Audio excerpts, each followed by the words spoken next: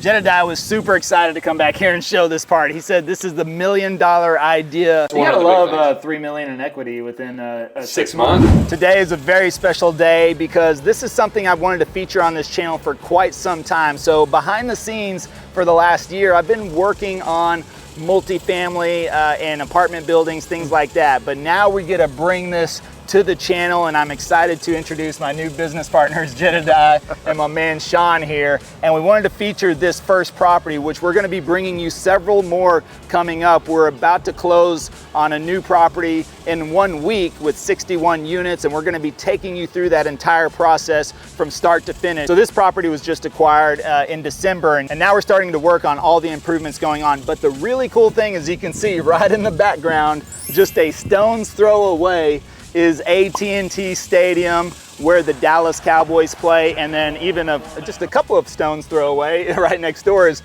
Ranger Stadium, and where the Texas Rangers play. And you got Texas Live, a complete venue for having a great time. So that makes this property extremely attractive. Right now it's short-term rentals, about 90% occupied. We're gonna be walking you through this property, telling you a little bit about how it came to acquisition, how it was purchased, the price, the numbers, what we're gonna do to improve this property, the return on that. And we got Sean that's gonna be breaking down the business side. He's the Sean of all trades, by the way. So he does acquisitions, he does the numbers, he's construction, all kinds of stuff. We got Jedediah, the Jedi Wick, right? Right. The Jedi here. John's brother. Yeah, John's brother, yeah. So you don't wanna mess with him at all whatsoever. But let's walk around here real quick and kind of show them in the background what we're gonna be looking at. And so who wants to go over the stats of this property? You got number of units? Number of units, 44 units. So with that said, we have a primary tenant that is an STR operator. That's the goal. That was part of the business plan. And of course, because of location, it's working. There you go. And what was the property acquired for? 7.1 million. 7.1. Now, the reason we're bringing this to you on this channel, by the way, is because if you're an investor, and which we work with investors, I know we feature a lot of neighborhoods and properties for single family homes, but as investors, we work with them all the same, and these are the types of things that we're now bringing forth to you. So if this is something that you're interested in, of course, this deal is locked up. The deal we're closing on next Friday is locked up as well. So there's no investment opportunity there. But in the future, if this is something you want to be a part of, if you're looking to invest in multifamily, get involved in some of these, and you'd like to be a part of that conversation, make sure you check the description below and fill out our investor intake form. Just put your information in there, let us know a little bit about yourself, and then somebody from our team is gonna reach out and we'll get you included. So on the next property that we come up on, which that's it's often, so the next property that comes up, we'll see if you're interested and get you included on the deal. So we're gonna walk through here. We're gonna show you some of the things we're going to be improving around here, working on to bring down, overall, we wanna focus on bringing down expenses first, right? Yeah, we want to typically increase rent and reduce expenses. Yep. But at the same time, you feel there's opportunity here to decrease expenses before increasing rent, right? Yes, absolutely. Yeah. Which is a great thing because that's a huge benefit to the tenants here. They don't have to worry about that, although, you know, price increases do happen. They happen with the economy, with inflation, with everything else that's going on. But also if the market is underserved here, then that's an opportunity. But if you can decrease the expenses, then that's a win-win for everybody, right? Absolutely. So what are we gonna be looking at today? So today we're going to take a look at some landscaping detail. Okay. And then of course we have the internal components of the unit. So you're going to see where things have been previously updated. And of course our goal is to take that and accentuate it, take it to another level without a heavy lift. We don't want to spend money that we don't need to spend. Of course, we don't think of it in terms of spending, we think about the investment component. But in this case, a lot of that work's been done for us on the internal components. So our primary focus is the external part of the property. Of course, curb appeal is what a lot of you might know that to be. Curb appeal sells properties, and it sells not only to the owners, but also the users. And in this case, of course, we focus heavily on y'all STR operators out there. This is a fantastic opportunity. So if you're looking Arlington is a great city. City of Arlington has gotten behind that concept. They're doing a great job of supporting that business model. Oh, really? They're not banning everything? They're like not Dallas? banning everything like Dallas? no. In fact, we appreciate Dallas because now Yeah. Thank you, Dallas. By the way, Dallas just banned short-term rentals, of course, and which was funny because several of you commented on me whenever I was talking about expanding my short-term rental portfolio, and you're like, Dallas is going to ban it, and I was like, well, I didn't think so because they just increased the hot tax, the hotel occupancy tax. They just increased it 2%. So I was like, well, if they're increasing it, they're probably planning to stick around a bit. But of course, it's coming up on election cycle, and you know how people get. It's true. It's true. People will negotiate, you know, for the short term, and they completely disregard how that affects people 5-10 years down the road, because that's not their interest, right? Yep. It's more of like, hey, what can I do right now that makes me look good, makes me feel good? And unfortunately, you know, that has a residual effect for a lot of people. Thankfully, in our case, we're not in Dallas. Yeah. We're in Arlington, and we're grateful that we have such an incredible opportunity. So I look forward to more cities catching on to that.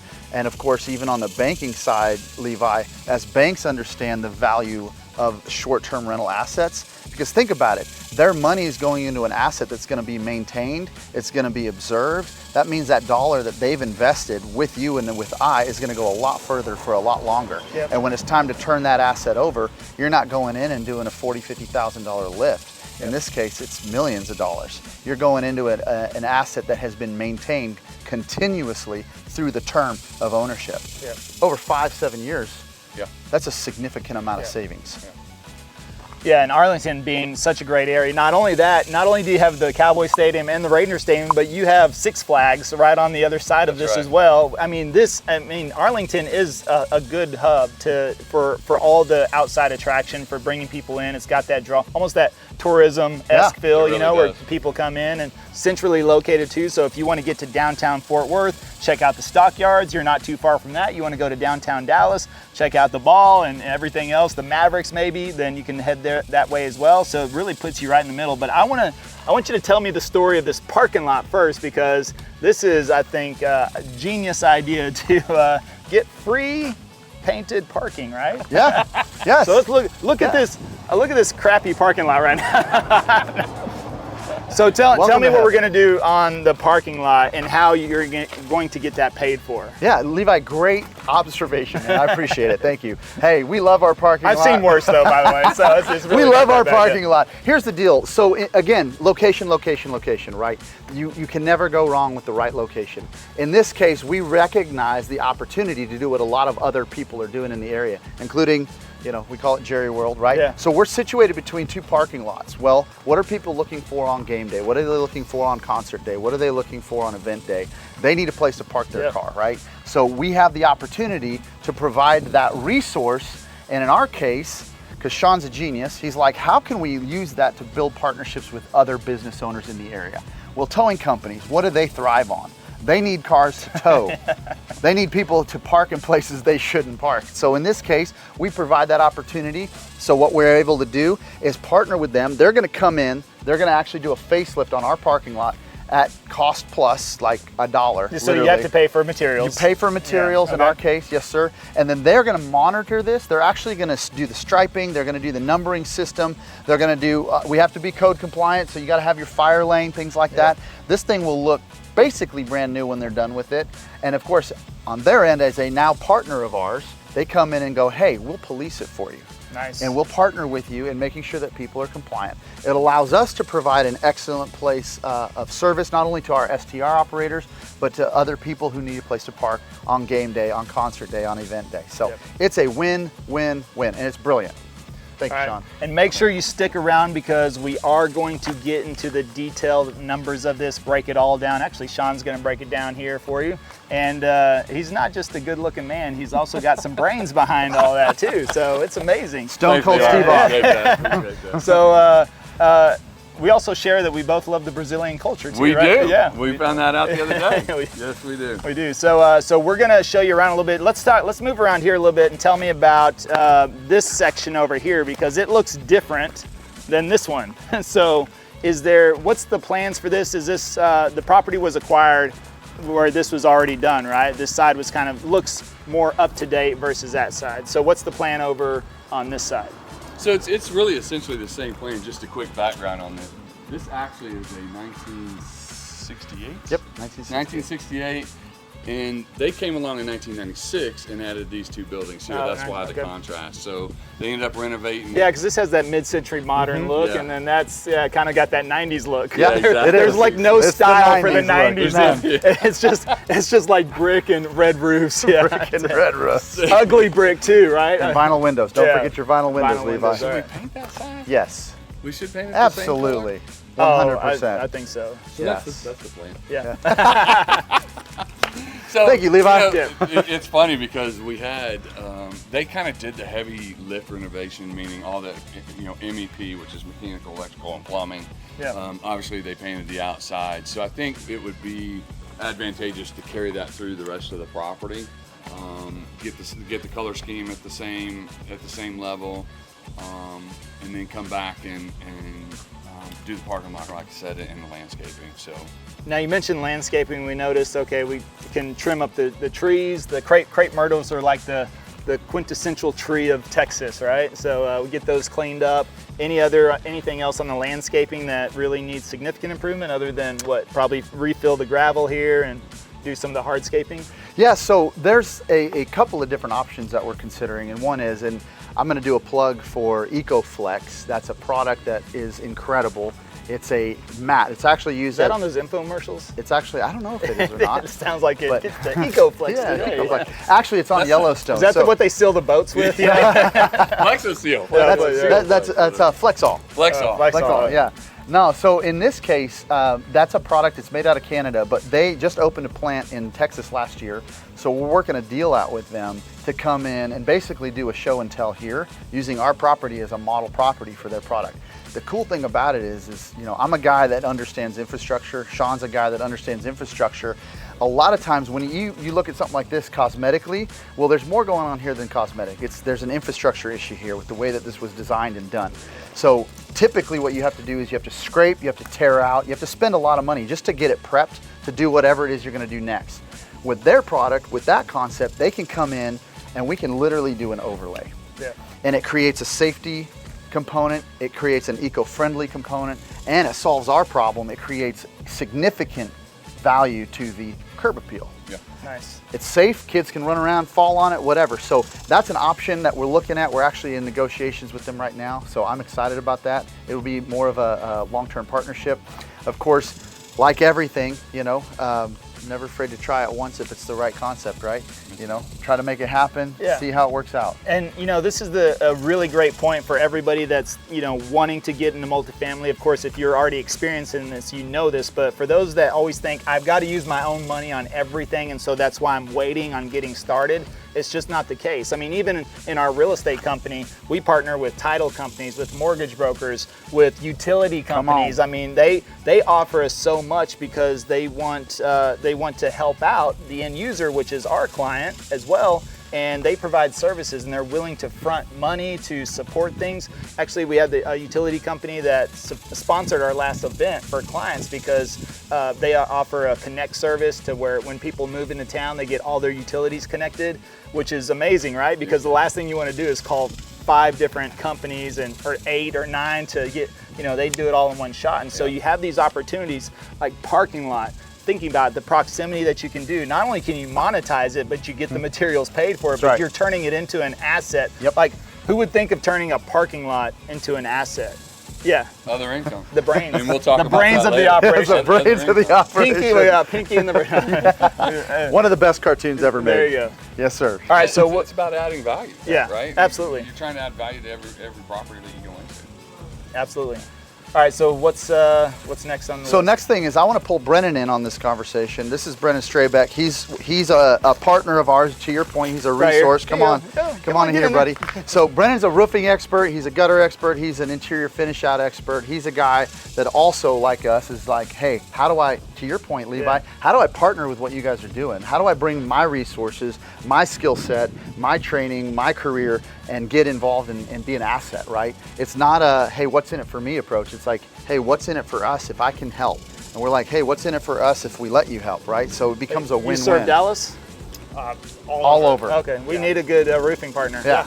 Dallas, Fort Worth. I mean, we got projects going all over the place right now. Okay. So Brennan and I are actually going to be jumping up on this roof deck here in a little bit because it is a TPO system on the flat roof systems. However, the drainage wasn't done correctly. So we're going to be taking a look at that because as you can see, you've got a whole perimeter that, unlike a gable roof, it's the entire proximity of the building. It's not shed to one point. So we've got to address some issues because we have openings that have to be protected long-term from water penetration. There's a couple of issues that we've identified. I'm like, Brennan, I need your help. Come get in on this now, with me. who identified that? Did you figure that out, or did you have a specialist or an expert come in and review the property and tell you? In that case, I'm the expert. Okay, all right. Yeah, so that's a little bit about my background. To Sean, but you had an inspection. There was an inspection done on the property, correct? Sure, but they didn't catch it. Oh, really? So hey, I want to make that point, Levi. Yeah. Just because you have an expert look at your property doesn't mean that their interests are your interests. So don't ever fall into the trap of assuming that they're telling you everything. I'll give an example on and that's not from, that could be just be from they missed something versus doesn't mean they're doing it, to be nefarious. Yeah, or anything, it's not nefarious, no, but it is human error, right? There's a reason that you trust but verify, right? We all deal with it. It's like when you buy a brand new car, right? Every once in a while, you get off the lot and you got yourself a lemon. It happens, and people have bad days, or they have days where they're in a hurry because they want to get just go through a new construction walkthrough and you'll find all kinds of stuff that's, that's overlooked, right? Yes, let alone old infrastructure, and then you scale it to, in this case, and guys, this is a smaller property at 44 units. It's able to be self-managed, so it meets what we look for as a 32 unit threshold. It meets that criteria, but it still is a smaller asset. However, 44 units is a lot of freaking square footage. At an average of 1,000 square foot a pop, that's 44,000 square foot of infrastructure plus roof systems, plus mechanical, plus all the above. So in this case, somebody missed it. And what Brennan and I are going to be looking at is how do we address drainage to prevent further damage? And so we're going to be looking at a potential gutter system, what can we do on the roof deck itself? I'm going to trust his, advice and his wisdom on that. But that's something we're going to attack. And then we're also going to do a walkthrough on a couple of units. We had some guys in here doing some repairs. There was a tenant put himself or herself through the wall. Nice. And we had to come in and get it fixed. And that reminds me, so we are going to take you through a unit or two in here as well. So if you're interested in renting one of these short-term rentals for the game, either the Cowboys game, the Rangers game, or Six Flags, you're coming to or you're coming into town to buy a house from us, of course, and our team, then we'll link this in the description below as well, so you can just check that link out and see what availability is, and get yourself a nice unit, and we'll show you around up there. So let's go check it out. All right, let's go inside and check out one of these units so you can see what you can get here for the short-term rental, right within walking distance of the two major stadiums. I mean, first of all, you walk in here, you've got a nice, cozy living area, plenty of seating. You got the screen up on the wall right there. You come over here and you have a nice dining area with the bar height table. Kind of gives it that nice feel. You got granite countertops in here, white shaker cabinets, plenty of room. You can cook. You got the sink. You have a full bathroom here off to the side, so that makes it easy accessible for guests if you have them in here hanging out before you go to the game. You come back here to one of the bedrooms, and which is again nice and cozy. Got a TV up on the wall. You got access to a little back patio through that doorway, and then you're just going to come through and come into the back bedroom, and again you've got French doors leading off into the back patio area, and this one has the ensuite bathroom, so whenever you come into here you've got the shower, walk-in shower, toilet, sink, everything you need for this. But we want to jump into some numbers, so let's go meet Sean in the dining room and talk specifics about this unit and what it's going to return. Now, before we jump to Sean and get into the numbers, Jedediah was super excited to come back here and show this part. He said this is the $1 million idea back here on the unused side of the property. So again, always think about ways that you can improve the property, add value that can create income. So what's the big vision here? The big vision is, I want feedback too, Levi. I want to know what people think about my $1 million Well, then idea. leave us a comment based on what he's about to say, and we'll see. That's right. Leave a comment. Thank you. That would be amazing. Here's the deal. I don't care if you're a Cowboys fan. Love you, Cowboys fans. I don't care if you like the 49ers, the thing is you love football, and you probably love baseball too. We are right next to Cowboy Stadium, right next to Ranger Stadium. And a lot of you are family folks. So you bring your kids, you want to go out, you want to have a great week, a great weekend. What we have here is balcony seating. It's literally in direct view of Cowboy Stadium. The fun part about that is what if you just don't want to deal with that mess? We've got this amazing setback right here. That's, I don't know. Well, you should probably come this way. Show it a little bit more. Okay. So you're talking about this right here. I'm talking about this right here. You want to build a giant screen. I want to put one of those outdoor screens that is encapsulated, weatherproof the whole 9 yards, tied in with a PA system that's, of course, code compliant, right? But it's right next to the game. So families can come, picture your kids out here, picture your grilling out here.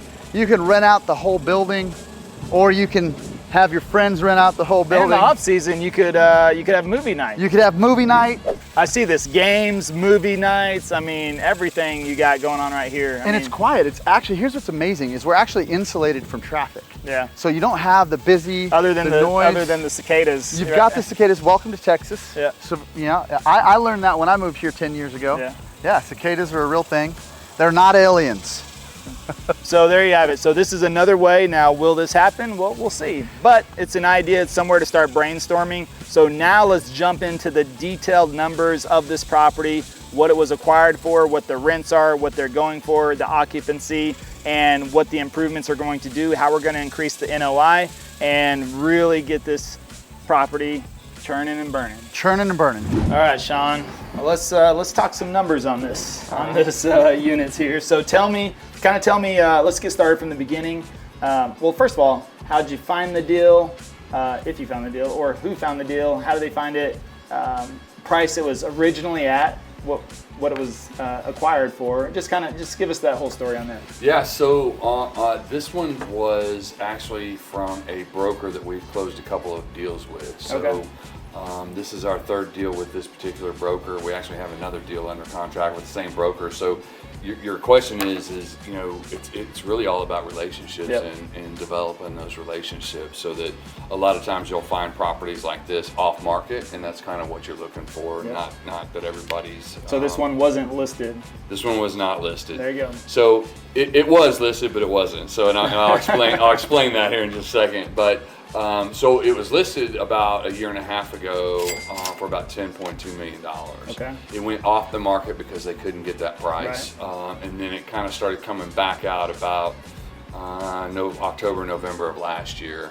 He was still wanting a pretty good price for it, but we were able to negotiate that back down to about $7.2 million. So we acquired the property for $7.2 million.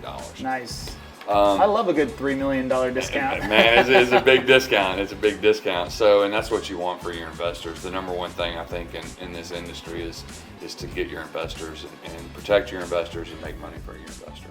Absolutely. Okay. So what do you want to walk us through here on the numbers? So some of the key point indicators or KPIs that we tend to look for our particular investors are cash on cash, yep. IRR, ARR, sorry, and what's called a multiplier. So just a couple of those things without getting into whole another session of the RRs and the A's. And so cash on cash is basically on this particular asset, it's going to be about 7.5% cash on cash, which means if you put in $100,000, you're going to have a $7,500 check every year over year until the asset is exited or dispositioned. The multiplier is basically your $100,000 goes in, and at the end of the 4 or 5 years or 6 years, whenever we decide to disposition, your return on that investment is going to be, if this one in particular is a 2.2x, so you're going to get $220,000 back. Very nice. And the plan on this is to hold for 4 or 5 years? So this one, this plan is a little different than than most of our plans because of the location of the properry. Yeah. This may be a longer term hold. Yes, exactly. And so our GPs have kind of come in. We've got this under a 5-year fixed term loan at 6.2%. And so what we'll probably not ideal, it's but not bad. It's not bad. So, but in what our plan is, come in, do the fix-ups that we're talking about, do the value adds, get the property increased on value, which we'll go through in just a second.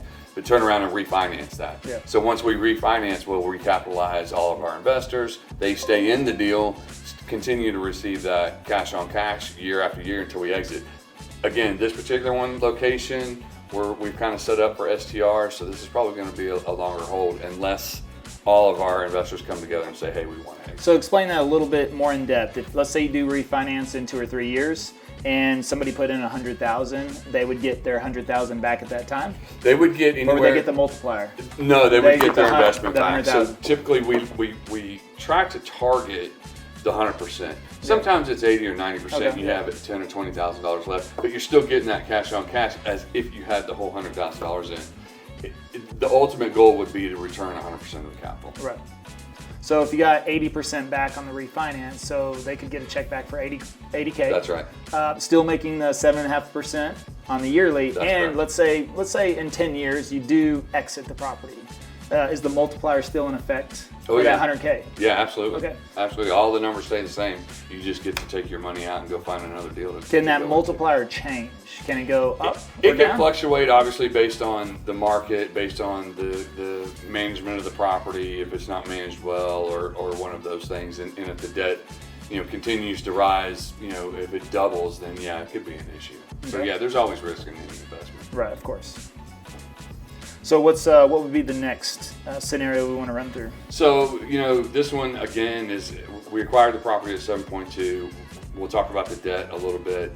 The debt we got at 6.2% for 5 years, which is good. You want a fixed rate debt in this industry. You don't want to, like in the SFR world, sometimes you have an adjustable. We call that a floating rate here in the multifamily world. So you tend to want to stay away from those for the reason what's happening over the last 12 months that we went to, back earlier this year it was a sub 3 interest rate. Now it's closer to 6.5%, 7%. Right. So the debt, you want to make sure that you have good debt on it. Your expenses, you want to be able to operate. You want to have about a 40 to 50% expense ratio. This one we've calculated at about 44, 45%. And we'll run through that in just a second. By what we talked about earlier, we talked about bringing in our own property management company, our own restoration company to do the turns, and we're able to reduce those expenses. So when you reduce your expenses, say if it's a, let's just go through the numbers, it'd be easier. So right now we are sitting at about a 45% expense ratio. So by bringing in our property management team, we've been able to capture about $15,000 a month savings just by bringing in our own team and not charging that extra. And so what that means is that you have a cap rate in the multifamily industry, right? In Dallas, it's generally between, right now it's probably low 5s to low 6s, so between 5 and 6% cap rate. So what that translates to is that for every dollar that you save, you divide that by the cap rate, which is basically the market rate, and then that will increase. That shows you what your increase in value property in the property value is. So this for this one, we've been able to save about $15,000, which is about $186,000 per year. So if you divide that by a 5.5 cap rate, we've already increased the value $3.4 million. So we bought this property for $7.2 million in December. By bringing in our own team, getting those expenses down, we've been able to increase the value to them. So now it may be actually worth the $10 million it was originally listed for. That's right. That's right. Nice. That's right. So that's You one of gotta the big love things. $3 million in equity within 6 months. Yeah. But that's why we're in this business, right? So. Man, love it. All right, so let's dig a little bit more into the cap rate and explain that for those that are maybe learning about this for the first time. Okay, so the cap rate, I think, comparable to a single family is very similar to a comp rate that you would go next door and get. But we, as in the multifamily world, don't rely on our competitors selling their property. We rely on the NOI, which is net operating income, which is what we're trying to increase the property value.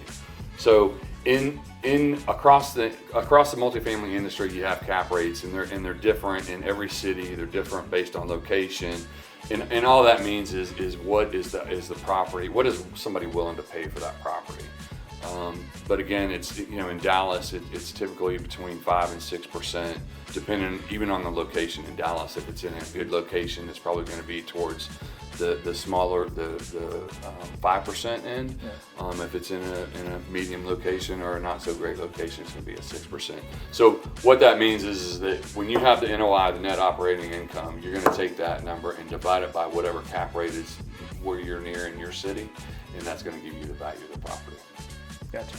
So, and how many units again? We got 44? We have 44 units. What's the occupancy rate? Well, I guess that's up and down, right? Because it's short-term rental. Yeah. Okay. Well, so do you have any long-term rentals in here?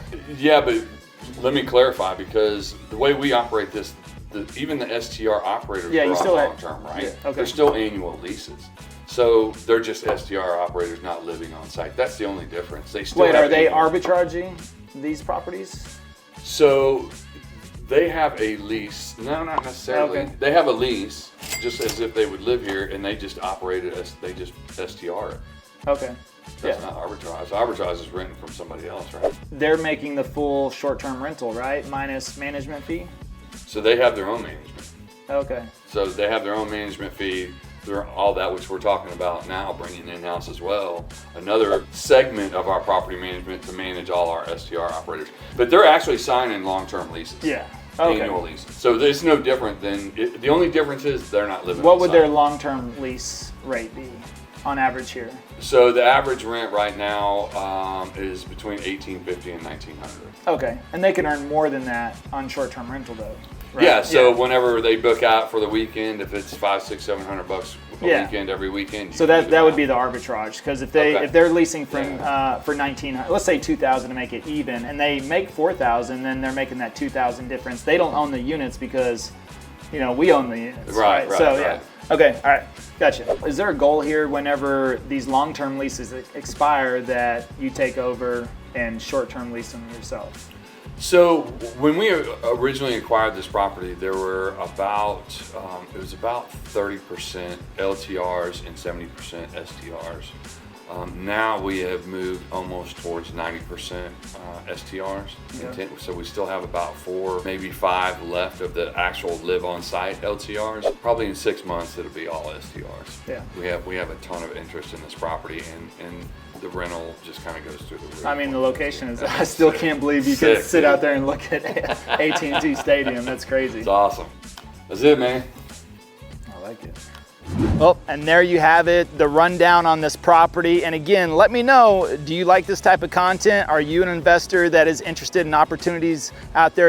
We've been putting content out on this channel for over a couple of years now. We are boots on the ground, involved in the deals, making things happen. This is something I'm really excited about and have been looking forward to bring to this channel and bring this opportunity to you. So again, this deal and the one we're closing on next week is already closed out. But if you're interested in possibly getting involved in the next opportunity that we have, fill out the investor intake form below in the description. That way we'll get your information on file. We'll give you a call, reach out, touch base, and then get you included on the next opportunities that are coming up. Again, my name is Levi with the Living in Dallas, Texas team. And until next time, well, we hope to show you around town. The #1 appreciating neighborhood in the last decade. Over 250% growth in the homes in this area, at least the ones that have been rehabbed or newly constructed.